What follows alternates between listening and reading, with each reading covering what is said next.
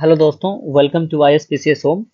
दोस्तों, ये video NCERT class 8 का जो है से चैप्टर नंबर 8 के आगे का वीडियो है। इससे पहले मैंने जो है चैप्टर नंबर 7 तक जो है एनसीईआरटी क्लास 8 हिस्ट्री करवा दिया है। और जो है मैं 69th बीपीएससी और कोई भी कॉम्पिटिटिव एग्जामिनेशन की तैयारी कर रहे हैं उसको लेकर मैंने ये फाउंडेशन कोर्स स्टार्ट किया हुआ है, जिसमें मैं आप लोगों को जो है कंप्लीट एनसीईआरटी जो है 12 तक कंप्लीट करवाऊंगा। और इसमें जो है मैंने आप लोगों को 6th और 7th की जो है एनसीईआरटी उसमें साइंस और हिस्ट्री जो है मैंने कंप्लीट करवा दिया है। और ये 8th क्लास की एनसीईआरटी चल रही है, इसमें मैं साइंस और हिस्ट्री आप लोगों को करवा रहा हूँ। ये जो है दोस्तों एमसीक्यू फॉर्मेट में जो है ये इस बुक में है। ये सारे एनसीईआरटी को जो है कंपाइल करके दिया गया है 6 to 12, और उसको जो है मैं आप लोगों को करवाता हूँ। दृष्टि आईएएस की बुक आती है, एनसीईआरटी की ही है। और उसके साथ साथ आप जब एनसीईआरटी पढ़ेंगे भी मैंने एनसीईआरटी, तो उसमें भी आपको सारे चीज यही मिलेंगे जो यहाँ पर दिया हुआ है। इसमें एमसीक्यू फॉर्म में दिया हुआ है, इसलिए आप लोगों को अच्छे से समझ में आ जाएगा। इसलिए मैं इस बुक को लेकर मैं पढ़ा रहा हूँ। और इसका जो है पीडीएफ जो भी मैं यहाँ पढ़ाता हूँ उसका पीडीएफ मैं टेलीग्राम पर डाल देता हूँ। टेलीग्राम का नाम इसी चैनल के नाम से है, ISPCS होम। आप वहां से जो है और डिस्क्रिप्शन बॉक्स में भी आपको मिल जाएगा टेलीग्राम का लिंक, वहां से आप जुड़ के जो है टेलीग्राम से पीडीएफ डाउनलोड कर सकते हैं।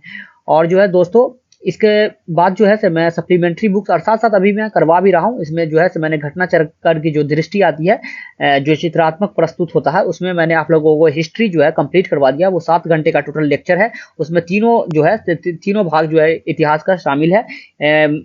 ये क्या नाम है, प्राचीन, मध्यकालीन और ये मॉडर्न। उसमें जो है मैं बायलिंगुअल में सब चीज पढ़ाता हूँ। हिंदी में है लेकिन उसको मैं इंग्लिश में भी एक्सप्लेन कर देता हूँ। यहाँ भी हिंदी में दिया गया और उसको भी मैं इंग्लिश में आप लोगों को एक्सप्लेन कर दूंगा, ताकि दोनों मीडियम के स्टूडेंट को समझने में कोई परेशानी नहीं हो। और जो है दोस्तों, और ज्योग्राफी का भी जो है मैराथन वीडियो मैंने डाल दिया है, इंडियन ज्योग्राफी का, उसको भी आप लोग देखिए। वहां से जो आपकी तैयारी बहुत अच्छी हो जाएगी, इतिहास और ज्योग्राफी दोनों की। और साथ साथ ये एनसीईआरटी चल ही रहा है। और मैंने अपने हैंड रिटन नोट से भी जो है हिस्ट्री, मॉडर्न हिस्ट्री की जो है तैयारी करवाना शुरू किया है। उसको भी आप लोग देखिए। और जो पहला चैप्टर है एडवेंट ऑफ द यूरोपियन, उसको मैंने करवाया है, तो उसको आप लोग देखिएगा। और जो है उसके बाद एमसीक्यू लगाने की कोशिश कीजिएगा उस चैप्टर से, और आप देखेंगे कि आपको सारे एमसीक्यू जो है वहां से बन जाएंगे। तो दोस्तों आइए आज का जो है लेक्चर शुरू करते हैं। अगर वीडियो पसंद आए तो इसे लाइक कर दीजिएगा और चैनल को सब्सक्राइब कर लीजिएगा। तो आइए हम लोग शुरू करते हैं। जो 8वां चैप्टर है क्या है देखते हैं। देसी जनता को सभ्य बनाना, राष्ट्र को शिक्षित करना, मतलब जो है हिंदुस्तान की जनता को सभ्य बनाना, सिविलाइज्ड करना, और उसको जो है एजुकेट करना, जो है ये इस चैप्टर में है। अंग्रेजों के द्वारा जो किया गया वो इसको अपना जो है बर्डन मानते थे, व्हाइट मैन्स बर्डन। देखते हैं उसने शिक्षा के क्षेत्र में क्या क्या विकास किया। तो पहला है क्वेश्चन जो है, शिक्षा में प्राच्यवाद के संदर्भ में निम्नलिखित कथनों पर विचार कीजिए। तो प्राच्यवाद के बारे में कहा गया है, प्राच्यवाद जो अंग्रेजी में कहते हैं ओरिएंटलिस्ट, उसके बारे में कहा गया है कि विचार करने के लिए कौन सा स्टेटमेंट सही है, कौन सा गलत है, देखते हैं। तो पहला है, ये प्राच्यवाद मानते थे कि अंग्रेजों को पश्चिमी ज्ञान की बजाय भारतीय ज्ञान को ही प्रोत्साहन देना चाहिए। तो प्राच्यवाद जो है ये कथन सही है कि जो ओरिएंटलिस्ट मानते थे कि वो अंग्रेजी शिक्षा के जो है विरुद्ध थे, और उनका कहना था कि जो है इंग्लिश एजुकेशन नहीं, बल्कि जो है पश्चिमी एजुकेशन नहीं, वेस्टर्न एजुकेशन नहीं, बल्कि जो भारतीय एजुकेशन है, इंडियन एजुकेशन जो है, देसी एजुकेशन जो उन लोगों का है, वही उस पर ही प्रोत्साहन, उसको इनकरेज करना चाहिए और उसकी ही पढ़ाई उन लोगों को करानी चाहिए, ताकि लोगों में जो है अपने इसके जो है प्रति सम्मान बना रहे और उसको वो रुचि से पढ़े। दूसरा है, विलियम जोन्स और हेनरी थॉमस कोलब्रुक प्राच्यवादी थे। तो ये भी सही है कि विलियम जोन्स और हेनरी थॉमस कोलब्रुक जो थे वो एक ओरिएंटलिस्ट थे। और विलियम जोन्स वही है जो इन्होंने 1784 में जो है एस्थेटिक सोसाइटी ऑफ बंगाल की स्थापना की थी। वॉरेन हेस्टिंग प्राच्यवादी के घोर विरोधी थे। तो ये कथन गलत है। वॉरेन हेस्टिंग जो है वो खुद एक प्राच्यवादी के बहुत बड़े समर्थक थे, और विलियम जोन्स जो है इन्हीं के काल में, जब गवर्नर जनरल ऑफ बंगाल थे, तो इन्हीं के काल में इन्होंने एस्थेटिक सोसाइटी ऑफ बंगाल की स्थापना की थी। तो ये कथन वो गलत है।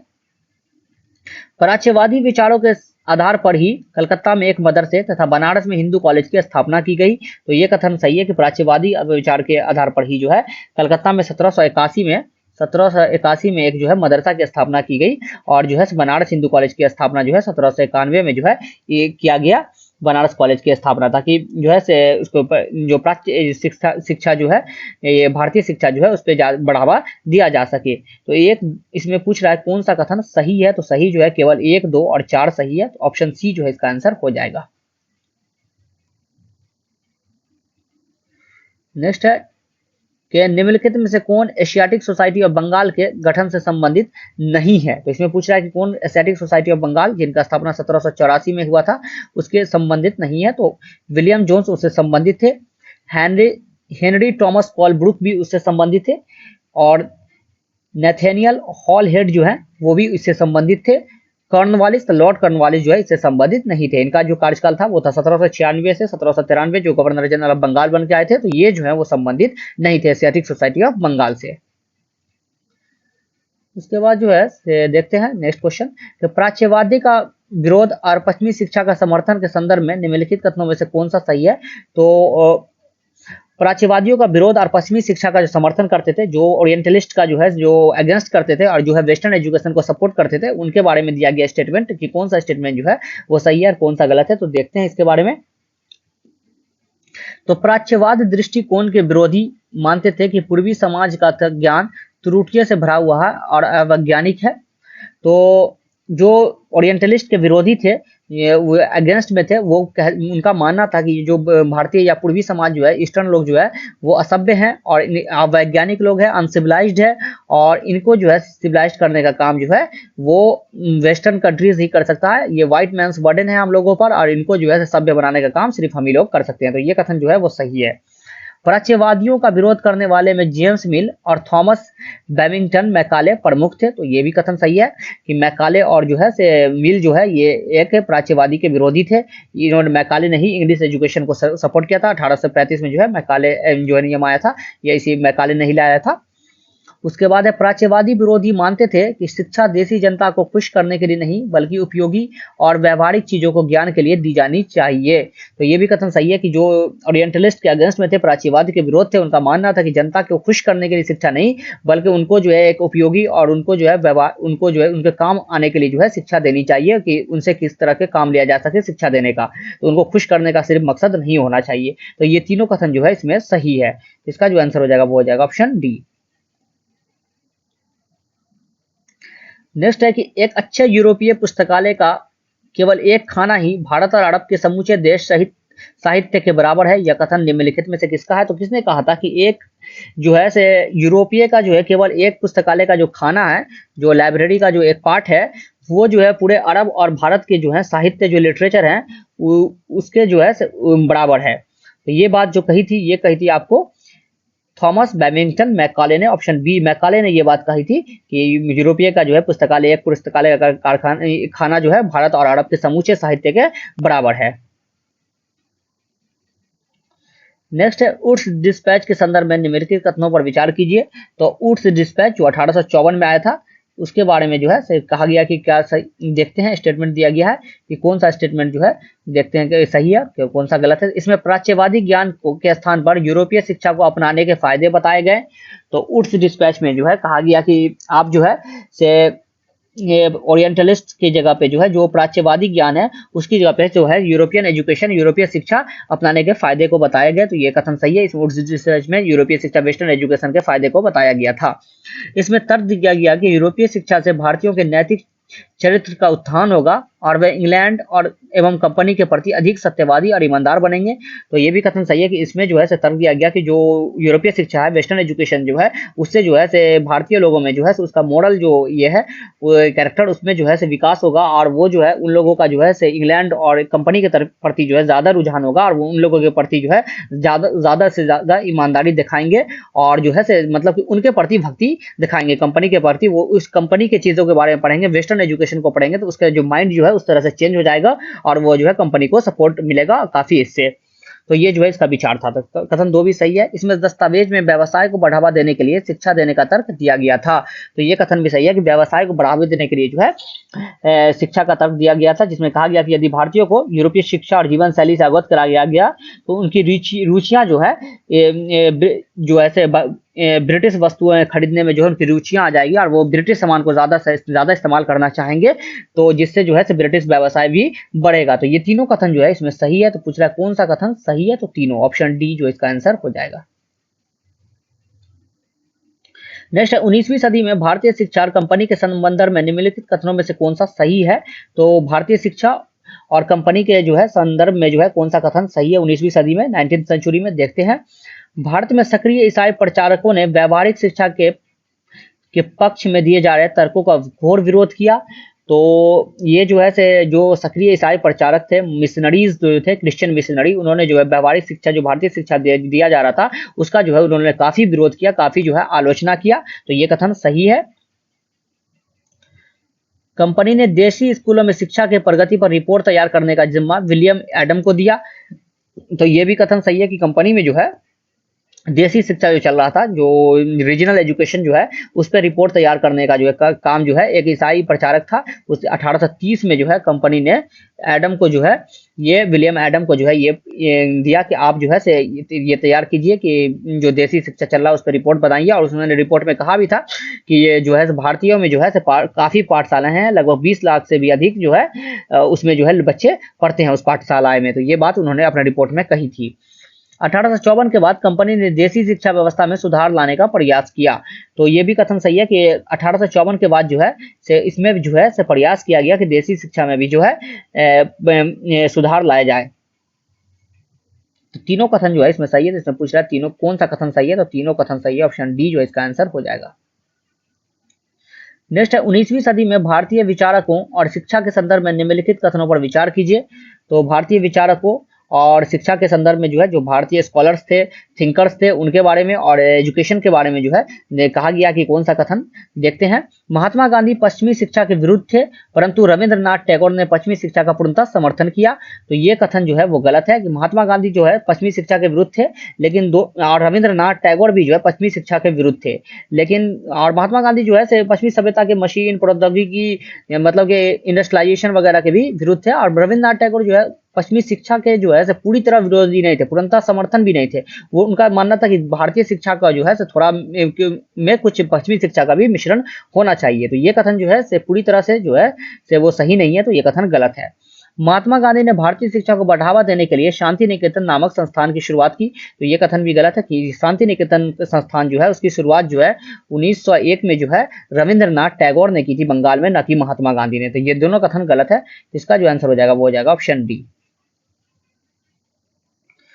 नेक्स्ट है कि 19वीं सदी तक कि देसी शिक्षा व्यवस्था के संबंध में निम्नलिखित कथनों पर विचार कीजिए। तो 19वीं सदी जो है 19th सेंचुरी में जो है देसी शिक्षा व्यवस्था के बारे में विचार करने के लिए कहा गया है कि जो है रीजनल जो एजुकेशन था, तो भारतीय एजुकेशन के बारे में उस समय की पाठशालाओं के बहुत छोटे छोटे केंद्र थे जिनमें 20 से ज्यादा विद्यार्थी नहीं होते थे। तो ये कथन सही है कि उसमें जो है पाठशालाएं में बहुत छोटे छोटा पाठशाला का केंद्र था, और ये जो है विलियम एडम ने अपने रिपोर्ट में भी कहा था, और उसमें जो है 20 से ज्यादा विद्यार्थी नहीं पढ़ते थे। पाठशाला में पढ़ने वाले बच्चे की कुल संख्या काफी थी, तो उसने भी रिपोर्ट में कहा था कि लेकिन छोटे छोटे केंद्र थे, लेकिन बच्चों की पढ़ने की संख्या जो है काफी थी, लगभग 20 लाख जो है बच्चे इसमें पढ़ते थे। तो ये कथन भी सही है। बच्चों की फीस उनकी माँ बाप की आमदनी से तय होती थी। तो ये भी सही है कि बच्चों की फीस जो है उनके माँ बाप की आमदनी से तय होती थी। जो बच्चा जिसके जो माँ बाप ज्यादा अमीर थे उनकी फीस ज्यादा होती थी, और जिनके माँ बाप गरीब होते थे उनकी फीस जो है कम होती थी। शिक्षा मौखिक, लिखित तथा पाठ्यक्रम अनुसार होती थी। तो ये कथन जो है वो गलत है। शिक्षा मौखिक होती थी, और ये जो है क्या पढ़ाना है ये जो है और विद्यार्थियों की जरूरत के अनुसार जो है क्या पढ़ाना है वो शिक्षक जो है तय करते थे, जो है जो टीचर होते थे वो तय करते थे क्या पढ़ाना है, ये नहीं कि पाठ्यक्रम कोई अनुसार जो है पढ़ाई होती थी। तो ये कथन जो है गलत है। तो पूछ रहा है इसमें सही कौन है, तो सही है केवल 1, 2 और 3, ऑप्शन ए जो है इसका आंसर हो जाएगा। उसके बाद है नेक्स्ट चैप्टर महिलाएं, जाति एवं सुधार, विमेन, कास्ट और रिफॉर्म जो है उसके बारे में देखते हैं। अंग्रेजों ने अपने शासनकाल में भारतीय समाज में विधवाओं और बच्चों के जीवन में सुधार लाने के लिए कुछ कानूनी प्रयास किए। निम्नलिखित में से ऐसे प्रयास का सही कालक्रम कौन सा है। तो अंग्रेजों ने जो है भारतीय समाज में सुधार के लिए विधवाओं, विडो और बच्चों के लिए जो है बहुत सारा सुधार लाया उस टाइम में। तो उस सुधार के संदर्भ में जो है कौन सा जो है पहले हुआ क्रम में, तो उसको देखते हैं। तो सती प्रथा पे रोक, तो ये सती प्रथा पे रोक हुआ। विधवा विवाह के पक्ष में कानून, बाल विवाह निषेध अधिनियम, तो ये जो है ऑप्शन ए ही हो जाएगा, क्योंकि सती प्रथा जो है वो 1829 में हुआ था, और जो है राजा राम मोहन राय के प्रयास से जो है विलियम बेंटिंग ने 1829 में सती प्रथा पे रोक लगा दिया था।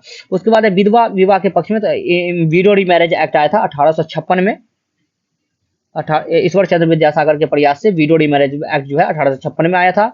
और बाल विवाह निषेध अधिनियम जो है ये भी जो है बाल विवाह निषेध अधिनियम जो है 1829 में पारित किया गया था, जिसमें कहा गया था 18 साल से जो है कम उम्र के लड़के और 16 साल से कम उम्र की लड़की की शादी नहीं की जा सकती है। तो ये जो है ऑप्शन ए जो है वो सही हो जाएगा। इसमें सती प्रथा पहले, उसके बाद विधवा विवाह, विधवा पुनर्विवाह, और उसके बाद बाल विवाह पे निषेध, चाइल्ड मैरिज पे जो है पे ये लगा था बैन।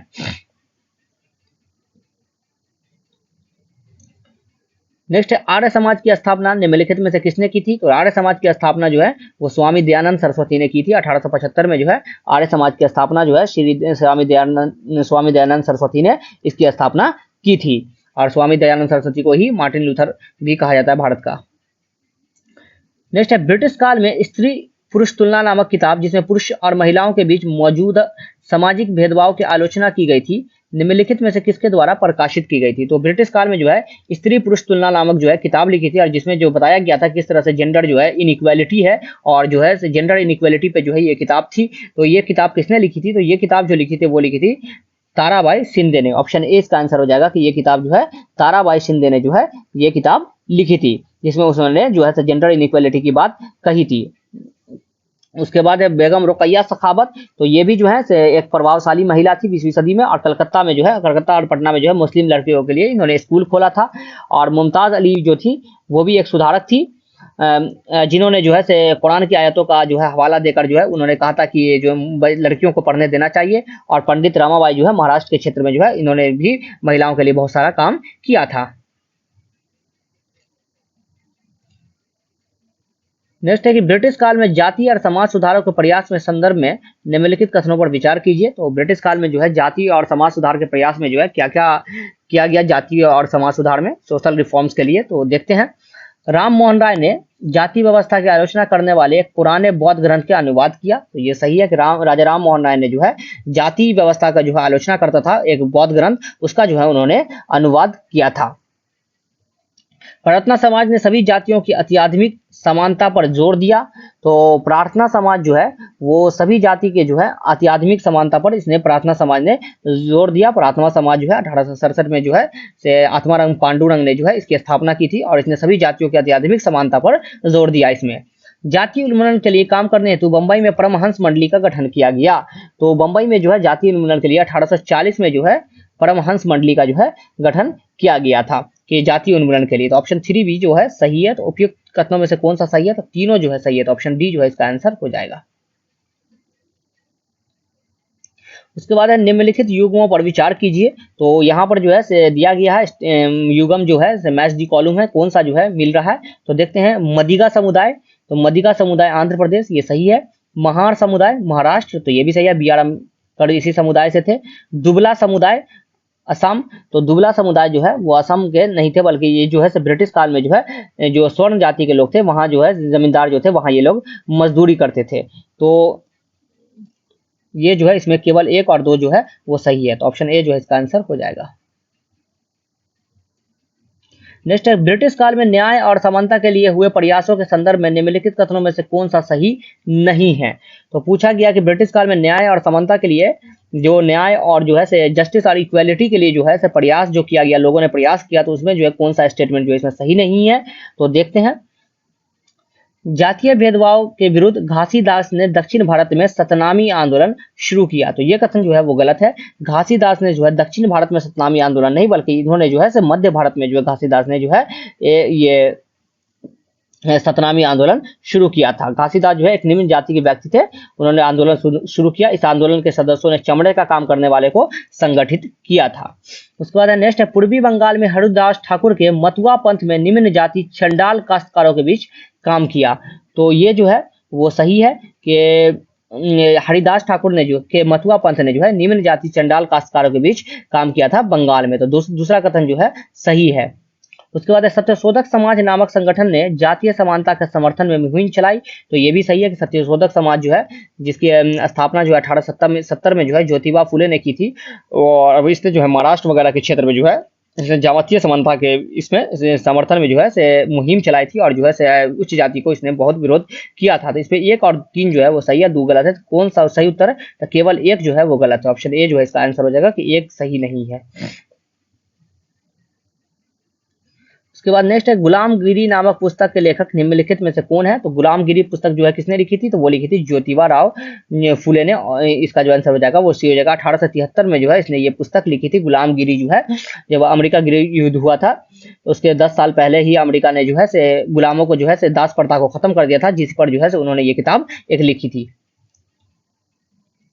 नेक्स्ट है, ब्रिटिश काल में गैर ब्राह्मण आंदोलन से संबंधित ईवी रामास्वामी के संदर्भ में निम्नलिखित कथनों पर विचार कीजिए। तो ईवी रामास्वामी जो है, जिन्होंने गैर ब्राह्मण आंदोलन जो है दक्षिण भारत के क्षेत्र में, खास करके तमिलनाडु और चेन्नई के क्षेत्र में शुरू किया था, तो उनके बारे में जो है कथन है देखते हैं। इन्हें पेरियर नाम से भी जाना जाता है, तो ये कथन सही है कि इन्हें पेरियर नाम से जाना जाता है।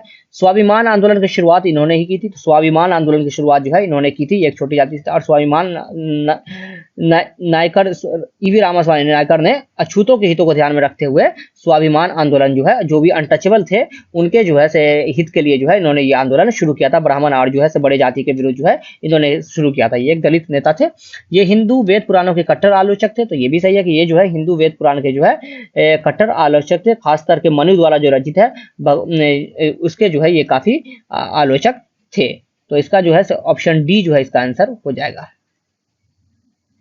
उसके बाद है, निम्नलिखित युग्मों पर विचार कीजिए। तो ये जो है से दिया गया है आपको, मैच दी कॉलम देखते हैं। तो यहाँ पर जो है से ब्रह्म समाज जो है उपनिषद, इसमें पूछ रहा है कौन सा सही देखते हैं। ब्रह्म समाज उपनिषद में विश्वास, तो ब्रह्म समाज जो है उपनिषद में विश्वास रखता था, ये कथन सही है कि फिलोसफी में जो है विश्वास रखता था ब्रह्म समाज उपनिषद में।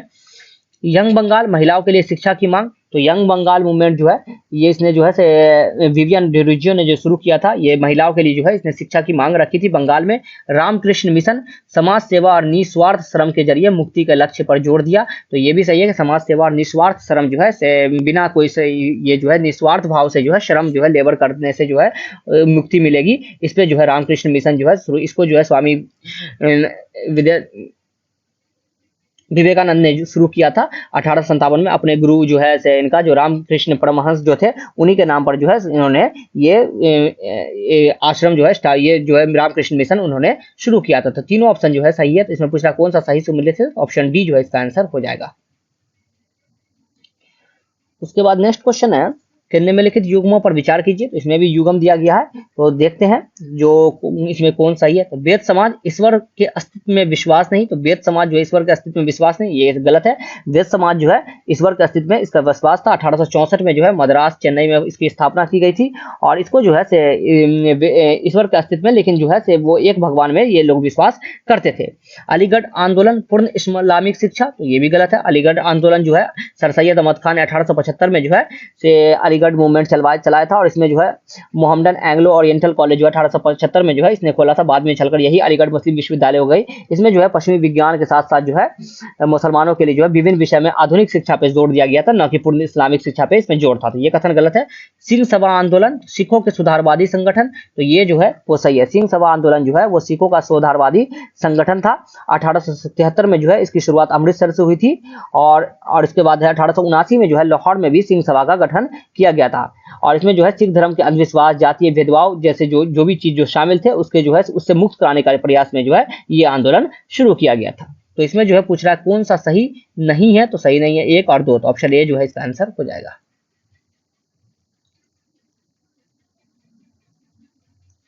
उसके बाद नेक्स्ट है कि प्रार्थना समाज के संदर्भ में निम्नलिखित कथनों पर विचार कीजिए। तो प्रार्थना समाज के बारे में कहा गया कि कौन सा कथन सही है।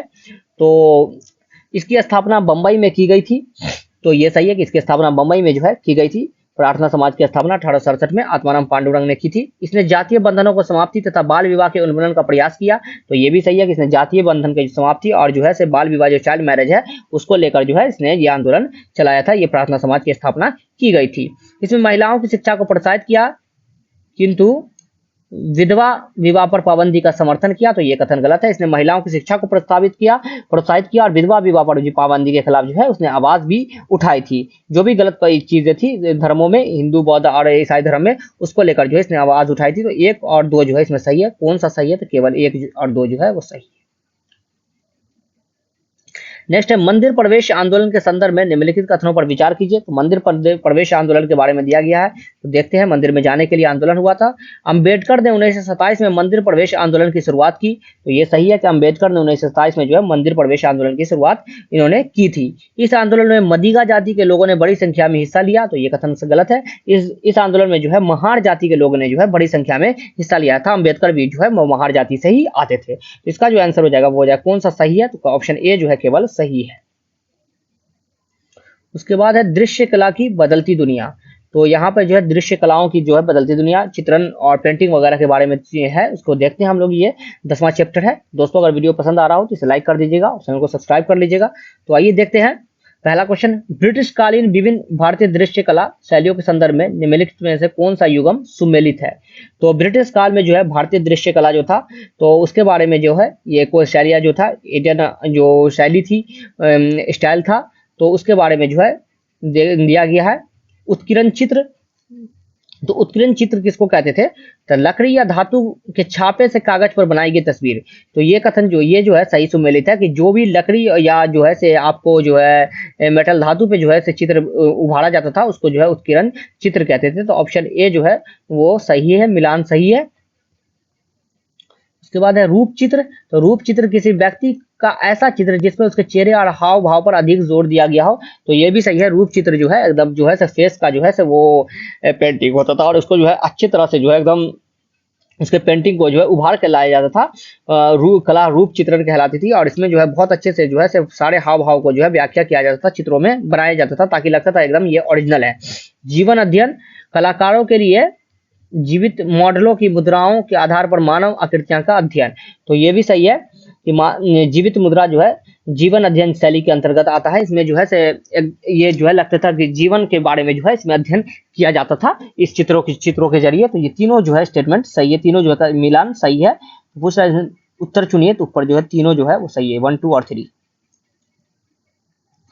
नेक्स्ट है कि साम्राज्यवादी युग के कलाओं के संदर्भ में निम्नलिखित कथनों पर विचार कीजिए। तो साम्राज्यवादी युग जो था, कॉलोनी का जब काल था, कॉलोनी का काल, कॉलोनियलिज्म का जो काल था, तो उसके बारे में उस वक्त जो है से कला के बारे में जो आर्ट जो है किस तरह से डेवलप हुआ उसके बारे में दिया गया है। यूरोपीय कलाकार अपने साथ यथार्थवाद का विचार और तैल चित्र की तकनीक भारत लाए थे। तो यूरोपीय कलाकार जो थे, यूरोपियन जो आर्किटेक्चर जो पेंटर वगैरह थे, उन्होंने जो है रियलिज्म, यथार्थवाद जो है वो रियलिज्म होता है, और जो तैल चित्र जो है वो ऑयल पेंटिंग का जो है तकनीक भारत लाया था। तो ये कथन वो सही है कि ये दोनों चीजें जो है वो यूरोपीय कलाकार जो है भारत लाए थे। उसके बाद है थॉमस डैनियल और विलियम डैनियल मनोहारी चित्र शैली परंपरा के सबसे प्रसिद्ध चित्रकार रहे हैं। तो थॉमस डैनियल और विलियम डैनियल जो है ये मनोहारी चित्र शैली के जो है प्रमुख जो है प्रसिद्ध चित्रकार रहे हैं। इस चित्र शैली में जो है भारत के जो है जो भारत का जो है आकार जो है भू प्रदेश जो है भारत की ज्योग्राफी जो है उसको चित्रित किया जाता था, और यहाँ पर जो है सारे चीज दिखाए जाते थे, किस तरह से ऊबड़ खाबड़ लैंड फॉर्म्स है और जंगल वगैरह जो है इसमें दिखाया जाता था। ये दोनों कथन जो है वो सही है। तो कौन सा सही है, तो केवल 1 और 2 दोनों सही है। उसके बाद नेक्स्ट है कि निम्नलिखित में से कौन सी विधि और विधाएं और शैली और शैलियां अंग्रेजी के माध्यम में भारत आई। तो इसमें से जो है कौन भारत जो है अंग्रेजों के द्वारा जो है भारत जो है से पहुंची, कौन सी शैली जो है वो भारत पहुंची अंग्रेजों के द्वारा। तो भित्ति चित्र तो नहीं, ये तो प्राचीन काल से चलता आ रहा है, जो दीवारों वगैरह पे जो लिखा जाता था। आपने जो है से भित्ति चित्र देखा होगा बहुत सारी गुफाओं में जो है, भीमबेटका की गुफाओं में। उसके बाद है लघु चित्र। तो ये भी जो है मध्यकालीन वगैरह मिनिएचर पेंटिंग जो है ये भी जो है चलता आ रहा है। उसके बाद है परिप्रेक्ष्य विद्या। तो ये जो है ब्रिटिश काल जो है भारत में आया था, अंग्रेजी जो है भारत लेकर आए थे। इसमें जो है पर्सपेक्टिव जो है जो परसेप्शन के आधार पर जो है चित्र किया जाता था। और खर्रा चित्र जो है ये भी जो है वो पहले से भारत में था, इसमें जो रोल करके जो है पेंटिंग बनाया जाता था। तो ये भी जो है नहीं है। तो इसमें जो है सिर्फ ये परिप्रेक्ष्य जो है परसेप्टिव जो है इसमें किया जाता था, कि मतलब एक चित्र को जो है दूसरे चित्र के इसमें जो है ये किया जाता था, नजदीक और दूरी वाला जो है दोनों को जो है मिल ये करके बनाया जाता था। समान रेखाएं पर दूर जाकर जो है एक दूसरे में जो है इसके पर्सपेक्टिव में जो है कोई छोटा चित्र है कोई बड़ा चित्र है, तो जितनी दूरी पे जो है आप देखिएगा तो वो छोटा दिखाई देगा, बड़ा जो है अगर नजदीक से देखिएगा तो बड़ा दिखाई देगा। इस तरह का चित्र जो बनाया जाता था उसको परिप्रेक्ष्य विद्या ही कहते थे। तो इसमें जो है पूछ रहा है, तो ऑप्शन सी जो है इसका आंसर हो जाएगा। नेक्स्ट है ब्रिटिश काल में राष्ट्रीय कला के संदर्भ में निम्नलिखित कथनों पर विचार कीजिए। तो राष्ट्रीय कला के बारे में जो है ब्रिटिश काल में जो है स्टेटमेंट है, तो देखते हैं। राजा रवि वर्मा ने आधुनिक और राष्ट्रीय कला शैल विकसित करने में योगदान दिया। तो ये कथन सही है कि राजा रवि वर्मा जो है उन्होंने आधुनिक और राष्ट्रीय कला शैली विकसित करने में जो है काफी योगदान दिया। राजा रवि वर्मा जो है त्रावणकोर के महाराजाओं के परिवार से आते थे। अविंद्रनाथ टैगोर और उनके समूह ने पश्चिमी कला परंपराओं को भारत में नई ऊंचाई पर पहुंचाया। तो अविंद्रनाथ टैगोर जो है और जो है उन्होंने जो पश्चिमी कला को नहीं बल्कि देसी कला को जो है बहुत ऊंचाई पर पहुंचाया, और वो जो है ज्यादातर जो है उनका उनका जो है अविंद्रनाथ का जो है ये था कि वो पश्चिमी के नहीं बल्कि जो है देसी जो है गैर पश्चिमी कला परंपराओं की वो वकालत करते थे। तो ऑप्शन 2 जो है वो गलत है। तो इसका जो आंसर हो जाएगा वो हो जाएगा ऑप्शन ए जो है इसका आंसर हो जाएगा।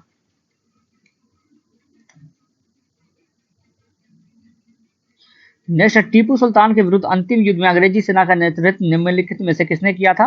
तो अंग्रेजी सेना का नेतृत्व जो है अंतिम युद्ध जो हुआ था टीपू सुल्तान का 1799 में श्रीरंगपट्टनम के समीप, तो उसमें जो है अंग्रेजी सेना का नेतृत्व किया था जनरल सर डेविड बियर्ड ने। ऑप्शन ए इसका आंसर हो जाएगा। इसमें टीपू सुल्तान की हार हो गई थी और वो मारे गए थे युद्ध में जो है, और इस वक्त जो है गवर्नर जनरल थे वो लॉर्ड वेलेस्ली थे।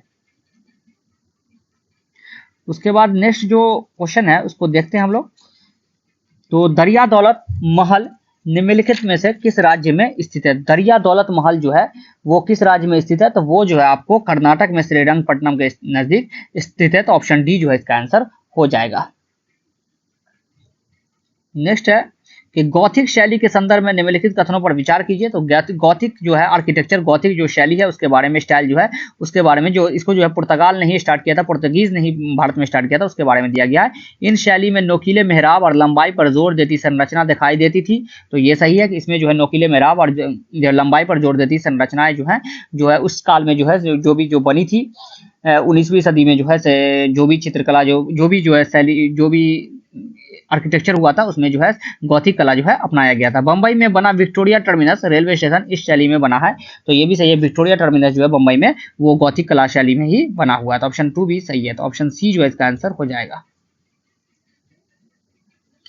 नेक्स्ट, इतिहास की चित्रकारी के संदर्भ में निम्नलिखित कथनों पर विचार कीजिए। तो इतिहास की चित्रकारी के बारे में जो है हिस्ट्री का जो है जब चित्रकारी किया जाता, पेंटिंग किया जाता, उसके बारे में दिया गया है। यह साम्राज्यवादी कला का एक श्रेणी था। तो ये सही है कि यह एक साम्राज्यवादी कला का जो है एक पार्ट था, जिसमें जो है कॉलोनियलिज्म का जो है एक पार्ट था, इसमें जो दिखाया जाता था इसी आर्ट का जो है एक पार्ट था। इसमें जो है ब्रिटिश साम्राज्य के बारे में दिखाया जाता था। इन चित्रों में ब्रिटिश शाही इतिहास के विभिन्न घटनाओं को नाटकीय रूप से चित्रित किया जाता था। तो ये सही है कि ब्रिटिश के जो इतिहास का जो था, ब्रिटिश शाही इतिहास जो था उसको जो है आपको नाटकीय आधार पे जो है एक ड्रामेटिक वे में जो है इसको प्रस्तुत किया जाता था।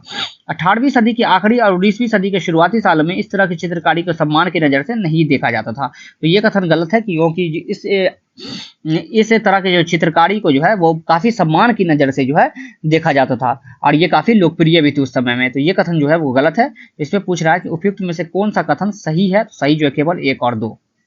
देखते हैं नेक्स्ट। तो दोस्तों ये जो है 3 चैप्टर था 8 to 10, तो जो मैंने आप लोगों को करा दिया। अगर वीडियो पसंद आया हो तो इसे लाइक कर दीजिएगा और चैनल को सब्सक्राइब कर लीजिएगा। तो अभी के लिए फिलहाल इतना ही, और thank you and have a nice day. Till then good bye.